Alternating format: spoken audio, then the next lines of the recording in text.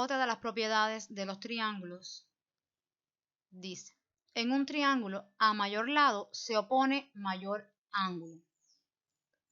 En este ejemplo de acá, el mayor ángulo es el que se forma en el vértice A, es un ángulo obtuso, y el mayor lado es el que se opone a ese ángulo. A mayor lado se opone mayor ángulo. Veamos este ejemplo del triángulo ABC. En un triángulo rectángulo, el mayor ángulo siempre va a ser el ángulo recto.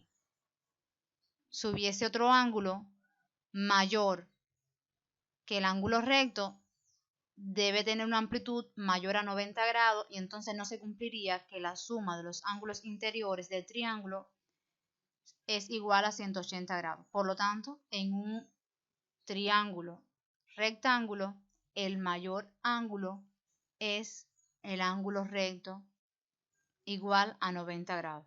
Si se fijan, el lado que se opone al ángulo de 90 grados es el lado BC, el de mayor amplitud.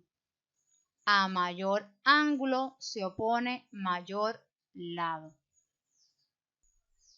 Otra de las propiedades de los triángulos es que si un triángulo tiene dos lados iguales, sus ángulos opuestos también son iguales. En todo triángulo isósceles, sus ángulos opuestos a los lados iguales son iguales. Por ejemplo, en este triángulo A,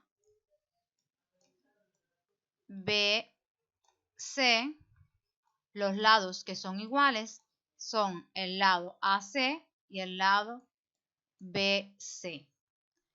Y los ángulos que se oponen a esos lados son: al lado BC se opone el ángulo A